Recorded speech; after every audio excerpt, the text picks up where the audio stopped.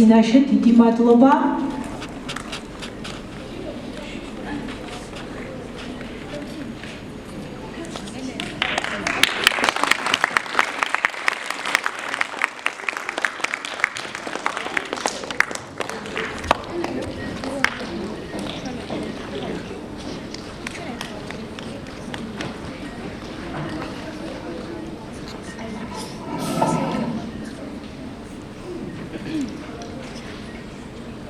მოგესალმებით.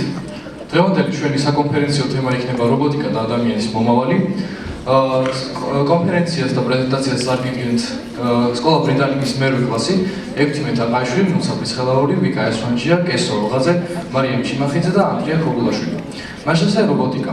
რობოტიკა არის მეცნიერების, ინჟინერიისა და ტექნოლოგიის კვეთა, რომელიც აწარმოებს მანქანების სახელწოდებით რობოტები, რომლებიც იმეორებენ ან ანაცვლებენ ადამიანის ქმედებებს. რობოტები ასრულებენ ძირითად ან განმეორებად დავალებებს. უფრო დიდი ეფექტურობითა და სიზუსტით, ვიდრე ადამიანები, რაც მათ იდეალურს ხდის ისეთი ინდუსტრიებისთვის, როგორიცაა წარმოება. რა არის რობოტი და როგორ მუშაობს იგი? რობოტები არიან ადამიანებზე დაფუძნებული მანქანები, მექანიზმები, რომლებიც შედგებიან 4 ძირითადი ორგანული სისტემისგან. ესენია ჩონჩხი, კუნთოვანი სისტემა, იმისთვის რომ ავამოძრავოთ რობოტი, მეორე არის სენსორული სისტემა, რომელსაც ინფორმაცია გადააქვს რობოტთან, მის ადგილმდებარეობაზე და ეკვლეპ გარემოზე, მესამე არის ენერგიის წყარო, რათა ყველაფერმა იმუშაოს, მეოთხე ტვინი, მთავარი, რომელიც სენსორებისაგან მიღებული ინფორმაციის წყალობით გადაადგილებს ამოძრავებს და პასუხისმგებლობას იღებს დავალების შესრულებაზე.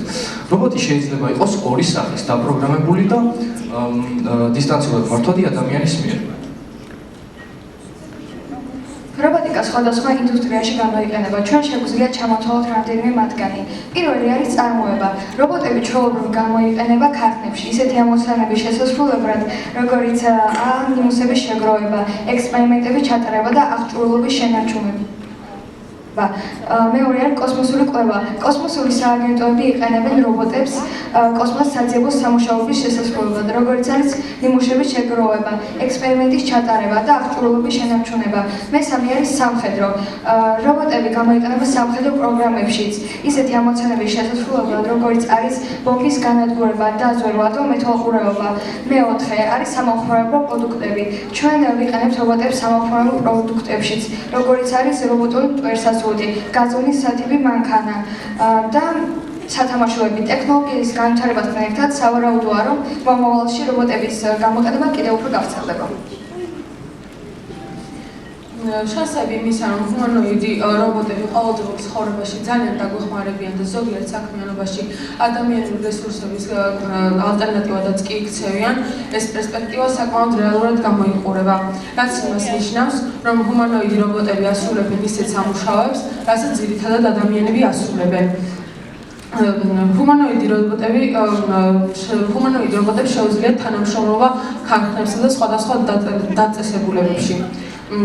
ამის ძალიან კარგი მაგალითია იაპონიაში არსებული სასტუმრო ჰენა ჰოტელი, რომლებშიც უმეტესად დაკომპლექტებულია ჰუმანოიდი რობოტებით.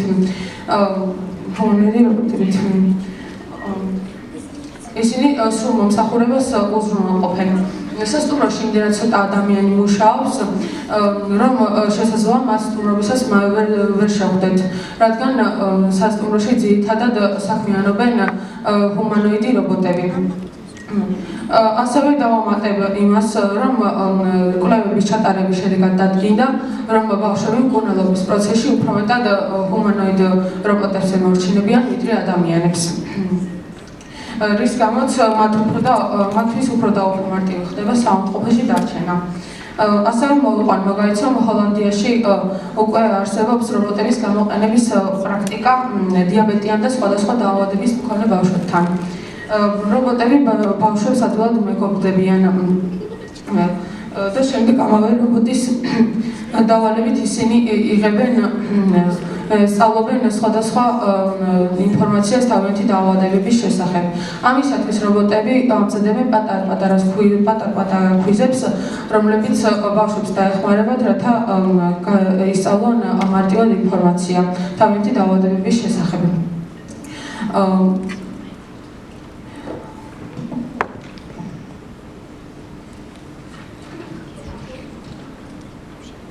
აი მაგალითად როგორია დასაშვების შაქრის დონე სისხლში სხვადასხვა ასაკის მქონე მოზარდებისთვის და სხვადასხვა მონაცემებს. ბავშვები რობოტებთან საუბრით იმდენად ერთობიან, რომ მათთვის უფრო და უფრო მარტივი ხდება წამლების მიღების პროცესი. რობოტები ბავშვებს ეხმარებიან რთული სამედიცინო პროცესების გადალახვასა და ყურადღების გადატანაში. ალბათ გაგიჩნდებათ კითხვა, უნდა ველოდეთ თუ არა საგანმანათლებლო რევოლუციას და ვიხილავთ თუ არა რობოტებს საკლასო ოთახებში. რაც შეეხება განათლებას. განათლებაში რობოტების გამოყენება დაახლოებით ცოტა ადრე არის, მაგრამ ექსპერტების აზრით, დაახლოებით 10 წელიწადში უკვე ვნახავთ რეგულარულად საკლასო ოთახებში რობოტებს. ამას კი დიდი პოტენციალი გააჩნია. ისინი საუბრობენ